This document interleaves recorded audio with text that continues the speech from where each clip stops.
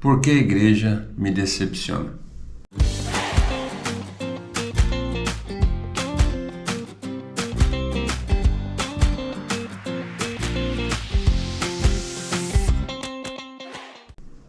Essa é uma questão, né, que chama muito a nossa atenção.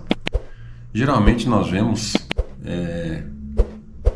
pessoas no final dos cultos, né? Muitas pessoas, às vezes, igrejas grandes, aceitando Jesus, né? Então vão à frente ali, fazem a oração da confissão. Porém, o que nós percebemos é que 1 mês, 2 meses, alguns meses depois, essas pessoas simplesmente desaparecem, né? E aí isso nos traz uma pergunta, né? A gente fica querendo saber o porquê, né? Mas nós entendemos que infelizmente até hoje, né, a programação evangélica ou o meio evangélico ou aquilo que o evangelho tem proclamado, né, infelizmente não tem sido a verdade, né?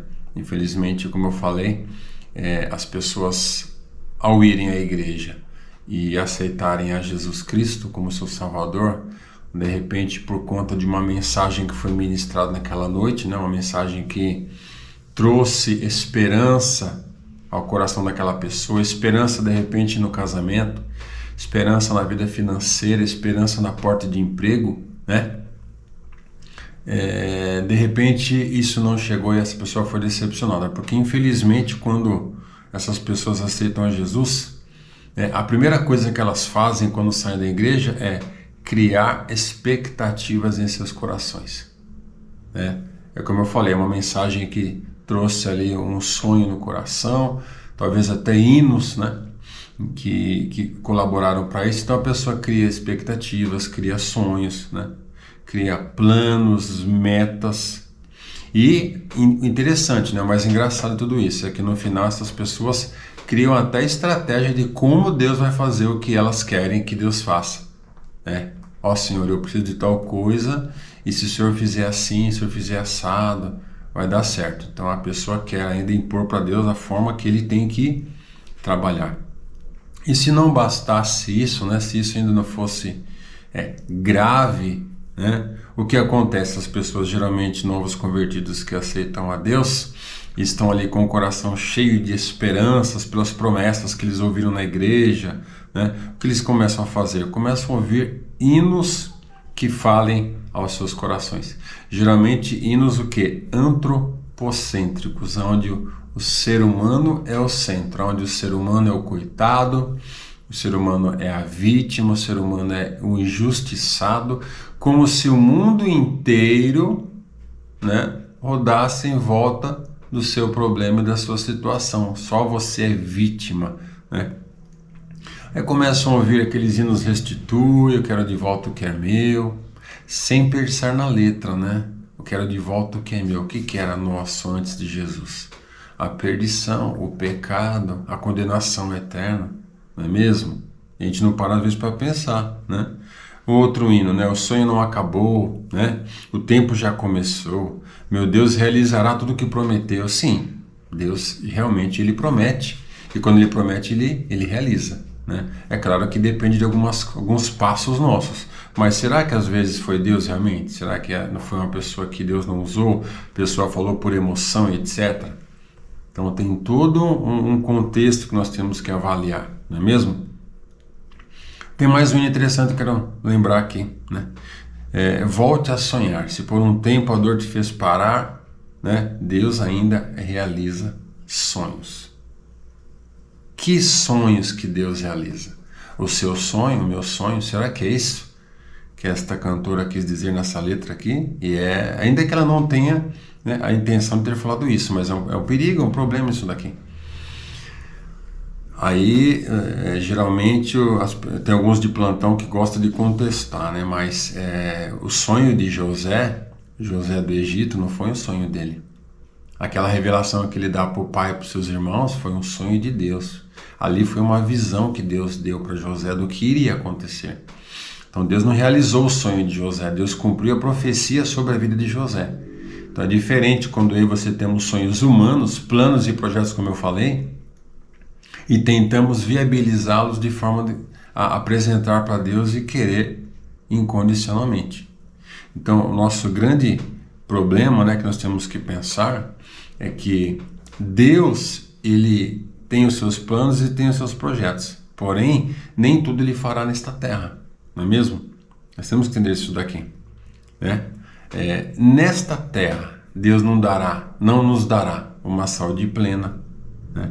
Não teremos a saúde plena. Até porque às vezes pedimos uma saúde plena para Deus, mas continuamos comendo gordura. Muitas pessoas continuam bebendo, ou seja, né? Depois não quer ter um colesterol, não quer ter uma diabetes, comendo muito açúcar, não é mesmo? Às vezes não quer ter um problema no fígado e está bebendo. Então fica até meio difícil, não é mesmo? Às vezes queremos ser cabeças no nosso trabalho. A Bíblia diz que nós teremos que ser cabeça no nosso trabalho, só que nós não nos profissionalizamos, não fazemos cursos. Simplesmente entramos, fazemos ali o beabá, que é a nossa função, e está tudo certo. Não pensamos que para progredir, para crescer em uma empresa, não é do nada. Temos que sim correr atrás, não é mesmo? Deus não vai te promover em uma empresa simplesmente porque você quer, né? Ele pode sim. De repente, ele quer que você ocupe um cargo X na empresa, para você pregar para alguém que está lá onde você vai pregar, essa nova sessão. Amém. Deus fará. Caso contrário, a força é nossa, o intelecto é nosso, nós temos que correr atrás, não é mesmo? Não é só pedir para Deus as coisas achando que Deus é obrigado a fazer tudo aquilo que você e eu pensamos, né? Até porque aí ficaria fácil, não é mesmo? Se Deus nos der uma saúde plena nesta terra, um emprego bom, ganhando bem, comendo e bebendo aquilo que nós queremos sem distinção nenhuma. Aí gera uma pergunta, né? Vamos viver eternamente nessa terra, não vamos? Mas aí, por que Jesus ele criou um novo céu, uma nova terra? Como diz em Apocalipse, capítulo 21, versículo 1, como diz aqui: viu um novo céu, uma nova terra, pois o primeiro céu e a primeira terra passaram e o mar já não existe. Ou seja, por que Jesus então criou um novo céu e uma nova terra, se o nosso desejo é ficar nesta terra? Não dá para entender, não é mesmo? Aí a igreja nos decepcionou. Por que a igreja me decepcionou? Na verdade, não é que a igreja não nos decepciona. Somos nós que nos decepcionamos, porque nós criamos várias circunstâncias, nós criamos vários sonhos, várias ambições, vários planos e depositamos na igreja ou na pessoa de Jesus. Como se a igreja ou a pessoa de Jesus tivesse a obrigação de atender nossas orações, às vezes egoístas, atender aquilo que nós queremos para o nosso proveito próprio, e isso não existe. Então a igreja não nos decepciona. A igreja nos confronta. A palavra de Deus foi feita para nos confrontar. Confrontar o nosso pecado, confrontar nossos erros, nossa mentira e nos mostrar que nós temos que mudar. Nós temos que mudar. Até porque, como eu falei aqui, a proposta do Evangelho não é te deixar rico, te deixar com uma saúde maravilhosa, né? Ou te dar muitos bens, melhorar seu casamento, que é coisa que você tem que fazer. Não. A proposta não é essa. Romanos capítulo 1, versículo 16. Porque não me envergonho do Evangelho de Cristo, pois é o poder de Deus para a salvação de todo aquele que crê. Primeiro no judeu e também do grego. Ou seja, o Evangelho é o poder de Deus para a salvação daquele que crê no Evangelho, daquele que crê que Jesus ele veio morrer na cruz do Calvário porque eu e você somos pecadores. Ponto. O Evangelho nos chama para a salvação. A igreja foi instituída para nos ensinar aquilo que nós devemos fazer e aquilo que nós não devemos fazer. 1 Timóteo capítulo 2, versículo 3 e 4 diz o seguinte: porque isto é bom e agradável diante de Deus nosso Salvador, que quer que todos os homens se salvem e venham ao conhecimento da verdade. Então, a mensagem da igreja e do evangelho é esta. A igreja não te prometeu nada, não me prometeu nada, não me prometeu saúde plena, como eu falei, nem carro na garagem, nem casa na praia, e nem o melhor trabalho do mundo, e não disse que eu iria ter paz no mundo depois que eu aceitasse a Jesus. Quem se converteu foi você. O mundo continua sendo o mundo continua sendo corrupto, as pessoas do mundo continuam sendo egoístas e vão continuar te fazendo mal. Sem medo, elas vão continuar. Sem, aquele sentimento de culpa. Eles vão fazer e acabou. Porque eles são do mundo, nós mudamos. Então, se você tem esse pensamento que a igreja te decepcionou, que você venha mudar a partir de hoje.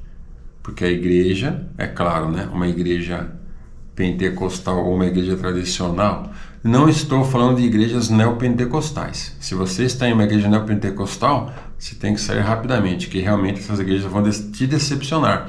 Porque essas igrejas te pregam bênçãos nesse mundo, curas maravilhosas, né? Dá 100 que você vai ganhar 1000, e são tudo mentira. Este não é o evangelho verdadeiro de Jesus.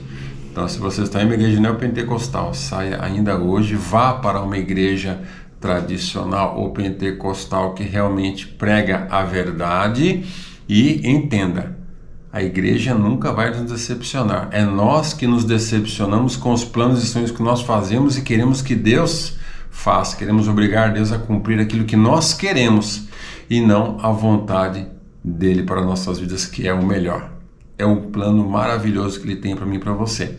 Só depende de nós aceitarmos e cumpri-lo.